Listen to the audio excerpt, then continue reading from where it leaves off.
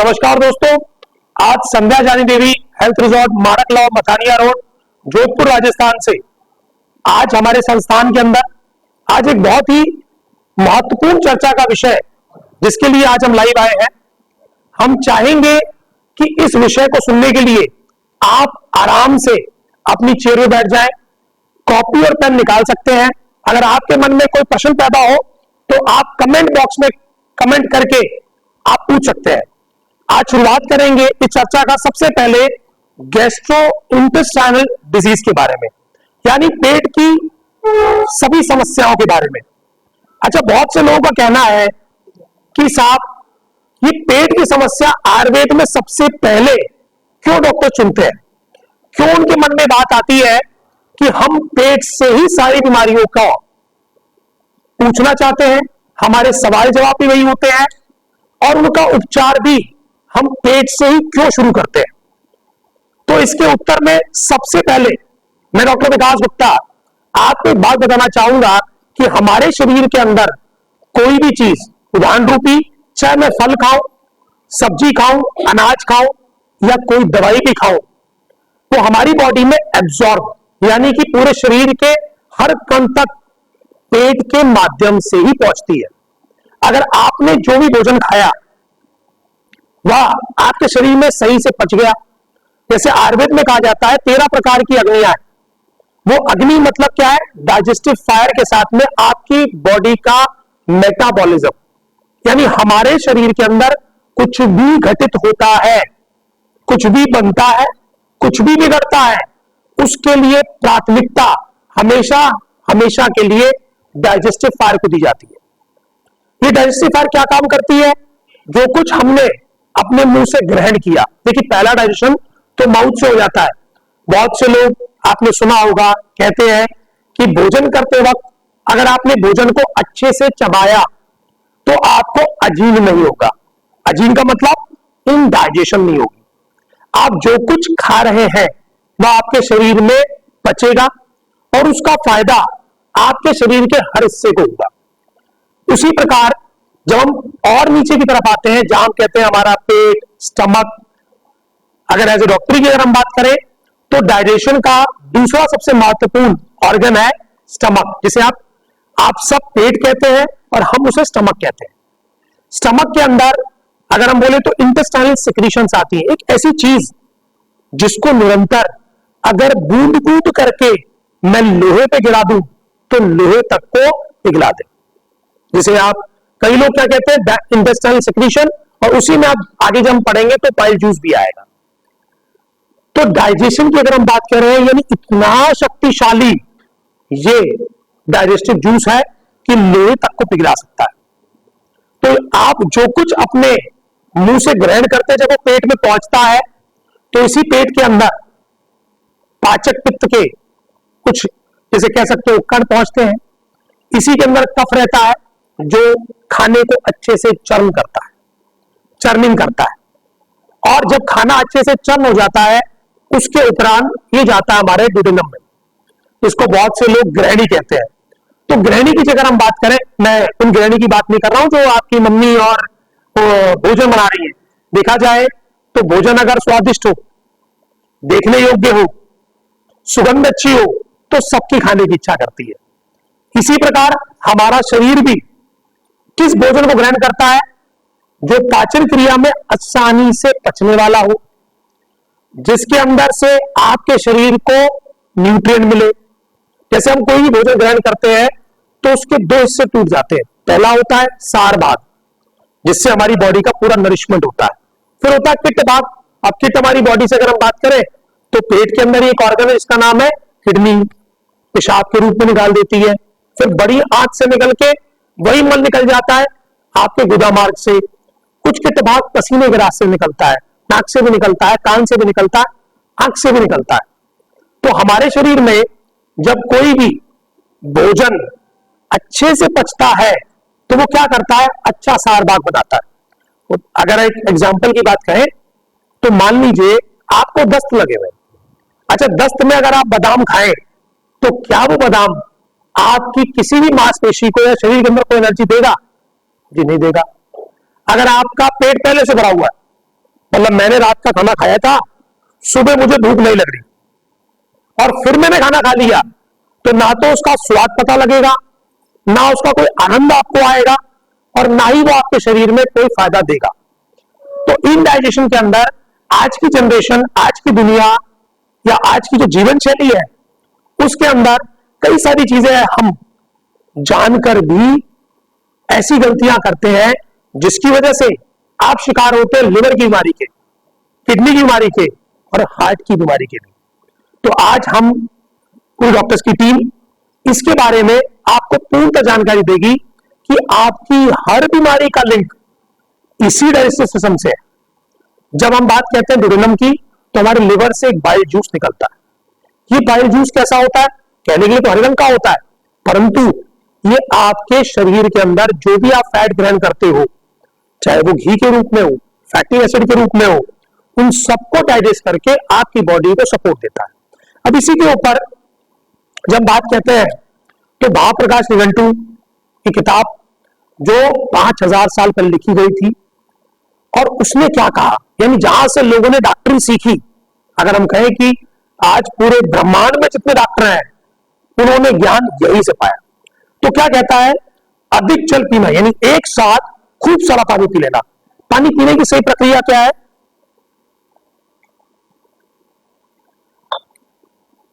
अगर पानी आप चाय की तरह पीते हैं तो उससे क्या फायदा होता है? आपकी बॉडी का नरिशमेंट होता है। एक बार क्या हुआ, एक रोगी ने मुझसे कहा, साहब पानी एक गिलास पूरा पी लूं या सिप सिप पी के पीऊं, दोनों में फर्क क्या है? प्यास बुझने से मतलब है। तो मैंने कहा जी एक बात बताओ, ये कि जब बरसात का मौसम आता है और बहुत तेज बारिश होती है और पानी बह के निकल जाता है, लेकिन धरती की जो प्यास है वो नहीं बुझती, गर्मी हो जाती है, हुमस हो जाती है। लेकिन अगर वही बरसात टिप टिप करके पानी बरसता रहे 2 से 3 दिन, तो धरती की प्यास बुझ जाती है, पेड़ पौधों को ताकत मिल जाती है, एक बहुत ही ब्यूटीफुल एनवायरनमेंट हो जाता है। तो पानी पीने की प्रक्रिया भी यही है। यानी देखिए, आप पानी पी रहे हैं, मैंने नहीं कहा कि ये छोड़ दीजिए, केवल पानी पीने की इस प्रक्रिया में इस पानी को ऐसे जोड़ लीजिए। इसी प्रकार विषमासन, ये क्या है? यानी मुझे खाना टाइम के हिसाब से नहीं खाना, अपनी रिक्वायरमेंट के हिसाब से खाना है। बहुत बार कहते हैं कि साहब घी बहुत अच्छी चीज है, बिल्कुल करेक्ट है साहब। पहले मॉडर्न डॉक्टर्स भी कहते थे कि घी हार्ट के पेशेंट को नहीं खाना चाहिए। आज वही डॉक्टर्स कहते हैं कि अगर मिनिमम क्वांटिटी में गाय का देसी घी अगर आप ग्रहण करें तो आप हार्ट के पेशेंट पूरी जिंदगी नहीं बनेंगे। जी हाँ, बिल्कुल सही आपने सुना। मैं किसी को काउंटरडिक्ट नहीं कर रहा हूं, मैं तो एक नई रिसर्च, जिन डॉक्टर्स को आप जानते हो, समझते हो, उन्हीं के द्वारा दी हुई रिसर्च को आज आपको बता रहा हूं कि गाय का देसी घी लेने से ना तो मोटापा आता है, ना तो वेट बढ़ता है, इवन दो आपके चेहरे पे शाइन रहती है, आपकी स्किन ग्लो करती है। क्यों? क्योंकि आपका हार्ट ग्लो कर रहा है। क्या आ जाता है कि आपके चेहरे का के ऊपर कुछ भी हो रहा है तो वो 2 जगह से पता लगा सकते हैं कि बीमार कौन है, या तो आपका पेट बीमार है या आपका दिल बीमार है। अगर आप बहुत चिंताग्रस्त हैं, स्ट्रेस में है, आपके दिल में बहुत सारे भाव चल रहे हैं, इमोशन चल रहे हैं, तो एक्सप्रेशन तो बताते हैं। तो आप समझ लीजिए, अगर आपका हृदय एकदम यंग है, अच्छी पंपिंग कैपेसिटी है, तो आप समझ लीजिए कि आप स्वस्थ हैं। अच्छा, जीवन को पहचानते भी कैसे हैं? पहचानने का एक ही तरीका है, आपकी हार्ट बीट।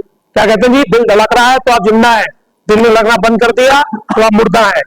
तो दिल को अच्छा रखने के लिए आवश्यकता किस चीज की है? कि जब तक पिछला भोजन डाइजेस्ट ना हो जाए तब तक नया भोजन ग्रहण नहीं करना। अरे इसके ऊपर बहुत से लोग क्या करते हैं, साहब रात को खाया था मैंने 12 बजे, इसलिए अगले दिन सुबह खाऊंगा 12 बजे। देखिए, ये भी कोई कॉन्सेप्ट नहीं है। ये क्यों कॉन्सेप्ट नहीं है? क्योंकि रात को 12 बजे जो लोग भोजन करते हैं वो राक्षसी भोजन है। जी हाँ, आप अगर रात को 12 बजे खाना खाते हैं, जो लोग भी खा रहे हैं, देखिए ऑन एंड ऑफ हम में से सब खाते हैं। ऑन एंड ऑफ का मतलब कभी आप कहीं ट्रैवल कर रहे हैं, कहीं शादी पे गए, बट ट्राई कीजिए कि मैक्सिमम टाइम आपका भोजन बहुत डिलेड ना हो। मैं ये भी नहीं कहूंगा आप शाम को 6 बजे खा लें, दोबारा भूख लगी तो फिर क्या करेंगे।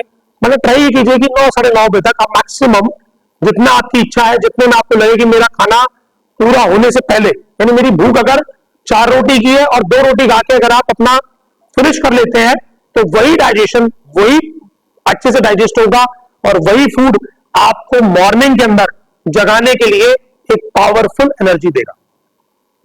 फिर आपका अब जो खाना आपकी बात हुई जिसे कहते हैं टाइमिंग, कहा जाता है आयुर्वेद के अंदर कि जब सूर्य का उदय होता है तो जितने भी पेड़ पौधे हैं इनमें एक प्रोसेस होता है जिसे हम कहते हैं फोटोसिंथेसिस। अच्छा, आप फल खाते हैं, सब्जी खाते हैं, तो वो सूर्य की रोशनी से। अभी कुछ दिन पहले एक बड़ी अच्छी पोस्ट फेसबुक पे आ रही थी कि अलास्का के जो ये फल है ये बड़े बड़े साइज के क्यों होते हैं? वो इसलिए होते हैं क्योंकि और 20 घंटे सनलाइट होती है। यानी अगर आप अपने आप को सामर्थ्यवान, शक्तिवान, ताकतवर करना चाहते हैं तो भोजन मैक्सिमम टाइम आप करें दिन के समय में, क्योंकि सूर्य की रोशनी उसको पचाने में मदद करती है। बहुत से लोग आज की डेट में क्लोज जिम में जाते हैं और जिम में जाने के बाद राजकुमार जैसे लोग, कर्नाटका के एक्टर, जिम में एक्सपायर हो जाते हैं। अब वो क्यों जाते हैं? क्योंकि वो क्लोज एरिया के अंदर जिम कर रहे थे, पसीना आने से पहले सूख गया और उसका नुकसान क्या हुआ? हृदय पे घात हो गया। लेकिन किसी ने ये सोचा कि वो आदमी जो जिम कर रहा था वो मरा कैसे?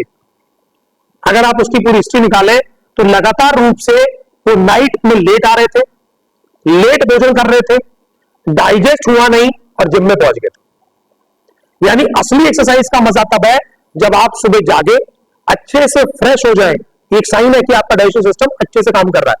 यानी मैंने खाना खाया सुबह, बिना मुझे चाय, टी, कॉफी, बीड़ी, सिगरेट, किसी भी एक गिलास गर्म पानी, लोटा पानी, उसके बिना सुबह जागते ही मैं मोशन करने गया और मेरा पूरा पेट आसानी से साफ हो गया, तो आप समझ लीजिए आपका डाइजेस्टिव सिस्टम बड़े अच्छे से काम कर रहा है। इसी के ऊपर कहा गया वेद का धारण करना। अच्छा, वेद के धारण किसे कहते हैं? अगर इसके बाद में कहें तो वेद के धारणों के अंदर आयुर्वेद के हिसाब से बोला जाए तो वात, विण, मूत्र, शकृत, जिम्बा, अश्रु, छर्दी, रेतसाम। इसको अगर मैं हिंदी में बताऊं तो बहुत अच्छे से है कि मान लीजिए आपको मोशन जाना है तो डोंट वेट फॉर इट, आपको जैसे लगे। कुछ लोग क्या कहते हैं, नहीं साहब जब बहुत अच्छा प्रेशर बनेगा तब जाएंगे। एक्चुअली जितना प्रेशर बना है ना उतनी आपकी बॉडी चाह रही है उसको निकाल ले, जिससे वो बाकी आंतों में जो जमा मल है उसको आसानी से नीचे ला सके। तो हमें क्या करना चाहिए? जब डिजायर हो, लगे, सेंसेशन आ रही है तो मोशन कर लेना चाहिए। नहीं करने वाले रोगी जो ऐसा नहीं करते हैं उनको फिर होता है बवासीर। बवासीर के बारे में एक चीज मैं आपको जरूर बताना चाहूंगा।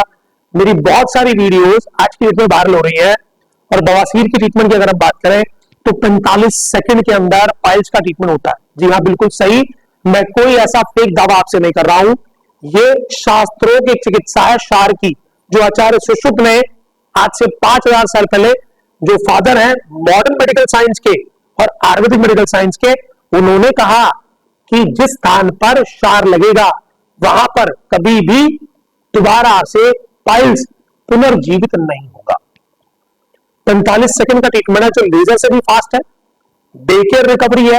आइए, कराइए, अपने घर चले जाइए, कोई बेड रेस्ट की रिक्वायरमेंट नहीं है, कोई भर्ती रहने की जरूरत नहीं है और कोई कॉम्प्लिकेशन नहीं होती। 45 सेकंड्स फॉर 1 पाइल्स। इसी के ऊपर जोड़ते हुए बहुत से लोग कहते हैं कि साहब कि मुझे यूरिन लगा और यूरिन होल्ड कर लिया। अच्छा, मैं कहूं कि टीचर्स के अंदर हैबिट होती है, ऑफिस बेयर्स में होती है और एक हेसिटेशन होती है कि मैं बार बार कैसे यूरिन के लिए जाऊं, या मेल हो या फीमेल हो। स्पेशली टीचर्स की अगर हम बात करें तो लेक्चर लेना 1 घंटे का, उस 1 घंटे के अंदर अगर यूरिन लगा भी तो क्लास छोड़ के नहीं जाती, विदेश कर लेती। बहुत बार क्या होता है, फीमेल्स में बहुत दिक्कत आती है, अगर वॉशरूम क्लीन नहीं है, वॉशरूम सही नहीं है तो वो यूरिनेट नहीं कर पाती है, उसको होल्ड करना पड़ता है। उससे डेवलप होती है बीमारी, इसका नाम है न्यूरोजेनिक ब्लैडर। आपका ब्लैडर कमजोर हो जाता है और फिर बाद में फ्रीक्वेंसी ऑफ यूरिन आपका इंक्रीज हो जाता है। इसी प्रकार अगर आपको भूख लगी है तो स्किपिंग ऑफ मील्स, जी हाँ, आपके डाइजेस्टिव फायर को खराब करने का बहुत बड़ा रीजन है स्किपिंग ऑफ मील्स। सुबह जागते बेड टी के बाद 2 घंटे लगेगी नहीं आपको भूख। आप में से कोई भी जिसको भूख लगी हो, आप 1 कप चाय पी लें, आपके 2 घंटे के लिए आपकी भूख गई। और बहुत से लोग जो बेड टी लेते हैं बाद में वंस दे क्रॉस 50 वो बेड पे ही रहते हैं। क्यों? ना तो उनके घुटने चलते हैं, ना उनके हाथ चलते हैं, और ना ही उनमें उठने की हिम्मत आती है, क्योंकि बैठनी करती है ऑस्टियोपोरोटिक चेंजेस आपकी हड्डियों को वीक। जी हाँ, बिल्कुल। तो सुबह सुबह सबसे पहले क्या लेना चाहिए? जल लें, फ्रूट्स खाएं, जूसेस पिए, और जो लोग प्रोटीन डाइट लेते हैं, प्रोटीन के अंदर स्प्राउट्स है, दलिया है, पोहा है, जैसा आपको अच्छा लगता है, लेकिन आप कुछ मजबूत खाएं। इसी प्रकार जब हम पेट के अगले हिस्से पे चलते हैं तो आंतों की बात कहते हैं। जब हम आंतों की बात कहते हैं तो बहुत से लोग कहते हैं कि साहब मेरे को गैस्ट्राइटिस है, जबकि ये ग्रहणी रोग है, क्योंकि छोटी आंत का पहला हिस्सा है डुडेनम। डुडेनम के अंदर 3 हिस्से हैं, पहला है वात, दूसरा है पित्त और तीसरा है कफ। अगर वात की बात करें, आपको पेट में बार बार गैस बनती है, पेट फूल जाता है, अफारा आता है, आपको पेट हमेशा भरा हुआ लगता है, तो आप वातज ग्रहणी से ग्रसित है। अगर आपको खाना खाने के बिना या खाना खाने के बाद जलन होती है, गले से लेके नाभि तक, सुबह मोशन जाते हैं तो आपको बर्निंग सेंसेशन महसूस होती है, तो आपका क्या बढ़ा हुआ है? पित्त बढ़ा हुआ है। तीसरा है कि आप कुछ भी नहीं खा रहे तो भी ऐसा लगा पेट भरा हुआ है। हैवीनेस ऑफ चेस्ट हो रही है, छाती आपकी भारी हो रही है, तो ये भी किसका लक्षण है? ये भी लक्षण है किसका? इनडाइजेशन का, ग्रहणी रोग का। और आज हमारे सामने एक चीज है जिसको अगर मैं बात कहूं, ग्रहणी रोग की सबसे उत्तम चिकित्सा कहा जाता है हमारे वेदों के अंदर, जिस प्रकार देवताओं को अमृत मिला है, उसी प्रकार इस पृथ्वी पर बटर मिल्क, छाछ अमृत तुल्य है। जी हाँ, छाछ अगर आप देख सके, थोड़ा कैमरा मैन अगर फोकस करें तो छाछ को मैं दिखाना चाहूंगा। फोकस में आ गए। इस छाछ के अंदर अजवाइन का, जीरे का, अजवाइन का, जीरे का, दिख रही है, तड़का लगा हुआ है। और ये जो छाछ है, ये किसी भी प्रकार की गैस्ट्राइटिस के लिए सर्वोत्तम है। यानी गर्मी के मौसम में, जैसे भी गर्मी है ही, मैं बरसात की या स्पेशली सर्दियों की बात नहीं कर रहा हूं, जब भी सूर्य अच्छे से निकला हो, ठीक हो, उस समय अगर आप बटर मिल्क पीते हैं तो आप समझ लीजिए आपकी लाइफ के 10 साल बढ़ गए। क्यों? आप जो कुछ खा रहे हैं आपकी बॉडी में लगेगा, हार्ट डिजीज आपको होगी नहीं, डाइजेशन आपका अच्छा रहेगा, किडनी आपकी बढ़िया काम करेगी, लिवर आपका एकदम बिल्कुल यंग रहेगा। ये सारी चीजें यंग रखने के लिए बहुत से हमारे साथ आज हमारी क्लास के अंदर बहुत सारे यंगस्टर्स बैठे हुए हैं। एक स्टूडेंट ने मुझे कहा कि साहब मेरे पास कुछ नहीं है। मैंने कहा भाई साहब, आपको पता आपके पास अभी इसी वक्त करोड़ों रुपए है। कहीं करोड़ रुपए मेरी जेब में 10 रुपए पड़े? मैं कहा नहीं, आपकी 2 किडनियां मार्केट में 50 लाख रुपए की है, आपका हार्ट ना करते करते भी 60 से 70 लाख में बिक जाएगा, आपका लिवर 1 करोड़ का, तो आप तो पहले से करोड़पति है। इस करोड़ों रुपए की संपदा को स्वस्थ रखने के लिए क्या करना है? इस छाछ को ग्रहण करना है। इसी प्रकार एक चिकित्सा में जरूर बताना चाहूंगा जिन लोगों को इनडाइजेशन हो जाता है, और इस एग्जाम्पल के साथ एक बहुत ही सीनियर आयुर्वेद के डॉक्टर, देखिए क्या होता है, कोई भी खुद भी चिकित्सा स्वयं नहीं कर सकता। आयुर्वेद के डॉक्टर थे, उनको ब्रीदिंग डिफिकल्टी हुई, यानी जैसे सीढ़ी चढ़े सांस फूल जाए, हाफा आ जाए, घबराहट बढ़ जाए, तो उनको लगा वैसे मुझे हृदय रोग हो गया। कार्डियोलॉजिस्ट के पास गए, इको कराया, उसने बोला एंजियोग्राफी करनी पड़ेगी। एंजियोग्राफी हुई, एंजियोग्राफी के अंदर क्या आया, बेसिक ब्लॉकेज आई 40 to 60% की, फिर पोबा कराया गया, बलूनिंग कराने के बाद उनकी जो दवाइयां थी उन्हें चालू कर ली। 15 दिन के बाद उन्होंने मुझे फोन मिलाया कि डॉक्टर विकास एक बार आपसे मिलना था। मैंने कहा जी गुरुजी, आपका आदेश, आप सीनियर, मैं आता हूं घर पे आपके। मैं उनसे मिलने गया और ये सारे सवाल मैंने उनसे पूछने शुरू करे कि साहब आपने क्या क्या इलाज कराए, जो कॉमनली सब पूछते हैं। उन्होंने कहा जी मैंने एंजियोग्राफी करा ली, मैंने ब्लड टेस्ट करा लिए, पोबा भी करा लिया, लेकिन हालत वैसी की वैसी है। अपनी तरफ से मैंने सांस की ठीक करने के लिए भाप ले लिया, स्टीम ले ली, इंजेक्शन तक ले लिए, बट विकास जी मुझे कोई आराम नहीं पड़ा। तो मैंने उनसे कहा कि सर एक काम करते हैं, एक द्रव्य मैं आपको बताता हूं, आप ले लीजिए। मैंने बताया उनको बड़ी हरड़ अरहर का चूर्ण, सौंठ का चूर्ण, सेंधा नमक और गुड़। मैंने कहा गुरुजी इसको आप सुबह शाम ले लें। चूर्ण कोई भी ले तो याद रखिए कि 3 ग्राम से ज्यादा दिन में नहीं लेना। सेंधा नमक कितना, चुटकी भर, और गुड़ जितना आपको स्वाद अनुसार। ऐसा हमने 7 दिन लिया। मैंने 7 दिन के बाद उनसे पूछा कि सर जी आप बताइए कैसा है। कह रहा भाई मुझे समझ में नहीं आया, मैं हार्ट की दवाइयों से ठीक हुआ या 3 दवाइयों से ठीक हुआ।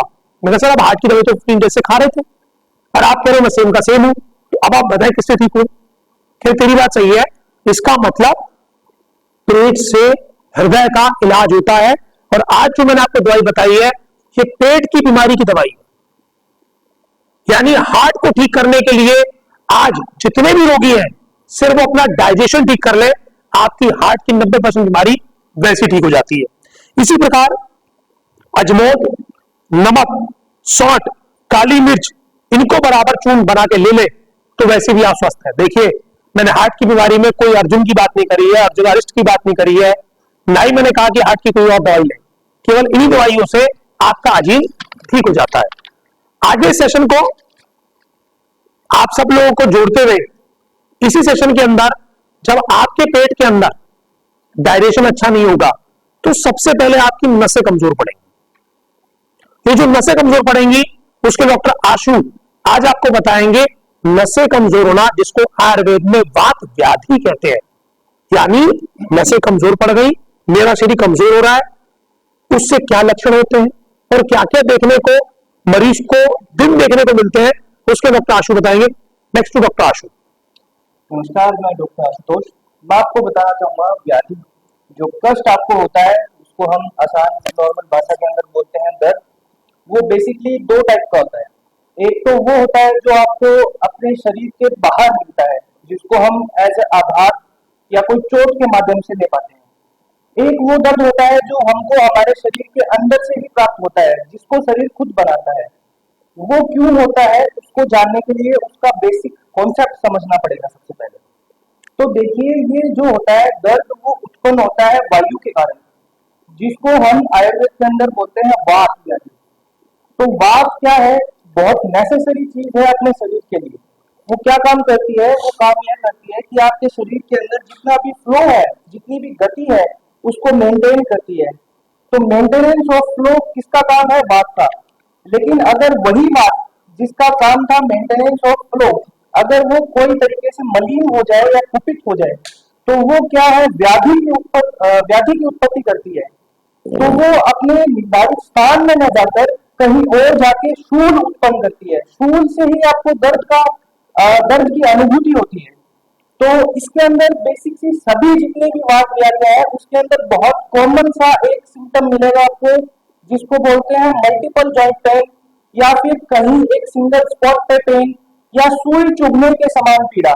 ऐसे लगेगा कोई आपके शरीर के अंदर से सुई चुभ रहा है, चाहे वो अर्थराइटिस हो, चाहे वो सर्वाइकल का पेन हो, चाहे वो न्यूरोस्पाइनल पेन हो, या आप उसको कह सकते हैं सियाटिका का पेन हो। अभी हमारे संस्थान के अंदर बहुत एक कॉमन जो पेशेंट्स आते हैं, जो जिनकी तादाद अभी हाल फिलहाल के अंदर काफी बढ़ गई है, वो है सियाटिका के पेन के, जिनको मॉडर्न के अंदर सियाटिका नर्व पेन भी कहा जाता है।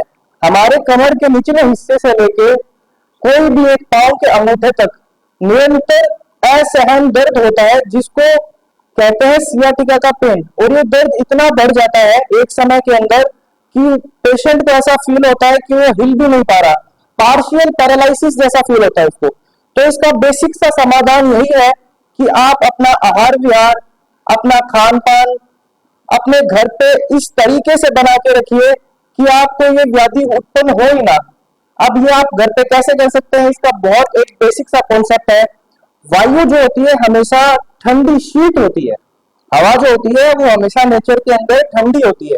तो अगर उसको आप उष्ण चीजें देंगे, अगर उसको आप गर्म करेंगे तो वो 100% मूव करेगी अपनी जगह से। अगर वो 100% मूव करती है तो उस जगह पे आपको कभी दर्द नहीं होगा।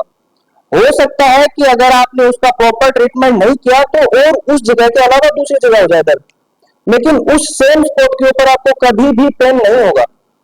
अब बात करते हैं कि इसको शरीर से बाहर कैसे निकाला जाए, जो कुपित वायु है। उसके लिए होता है डिटॉक्सिफिकेशन, जिसको आयुर्वेद के अंदर कहा जाता है शोधन चिकित्सा। शोधन चिकित्सा के अंदर क्या होता है, आपके गुदा मार्ग से जो सर्वश्रेष्ठ चिकित्सा है, जिसको अर्ध चिकित्सा भी कहा जाता है, संपूर्ण शरीर की आधी चिकित्सा है बस्ती चिकित्सा। उसमें होता है कि मेडिकेटेड ऑयल्स एनोरेक्टल मार्ग से इंसर्ट करते हैं, जो कुपित वायु, जो इन्फ्लूटेड जो एयर थी वो उसके अंदर ट्रैप होके ऑयल के अंदर आपके स्टूल के साथ में, लैट्रिन के साथ में बाहर निकल जाती है and your body is detoxified. आपको बताना चाहूंगा कि इसका सबसे उत्तम है अजमोदा और अजवाइन। इन दोनों की अगर बस्ती दी जाए तो 100% पेशेंट को रिलीफ मिलता है, along with different type of चिकित्सा, जिसके अंदर बेसिकली है पत्थर पीन स्वेदन। उसके अंदर क्या होता है, खूब सारे पत्तों को, अलग अलग टाइप के पत्तों को, जैसे कि यहाँ पे आप देख सकते हैं, यहाँ पे हमने रखा है धतूरा, निर्गुंडी के पत्ते हैं और अर्क के पत्ते हैं। तो इन टाइप के जो पत्ते हैं जिनकी तासीर उष्ण है बाय नेचर, ये सब हम मेडिकेटेड ऑयल के अंदर पोटली में बना के जब अभिषेक किया जाता है, शेक किया जाता है बॉडी का, उससे जितने भी मस्कुलर मूवमेंट है और बॉडी की जो मोबिलिटी है वो इंक्रीज हो जाती है। तो ये सब तरीके करके आप दर्द या अपनी पीड़ा, जितनी भी व्याधियां हैं, वात व्याधि है, उनसे निवारण पा सकते हैं।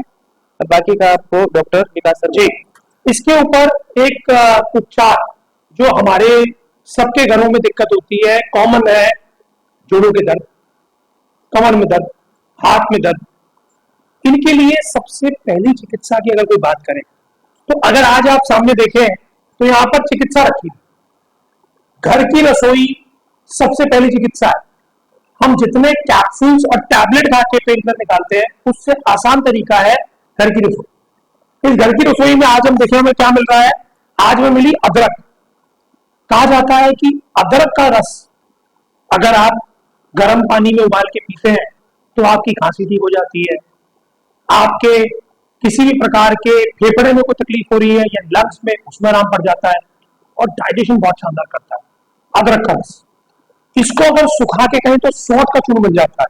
ये शोतर होता है, यानी कोई भी सूजन हो बॉडी की वो निकाल देता है। फिर अब हमारे पास है सौंफ। हम सब जब कभी बाहर खाना खाते हैं तो सौंफ और चीनी खाते हैं। सौंफ क्या करता है, ये फिर आपके डाइजेशन की बहुत शानदार चीज है।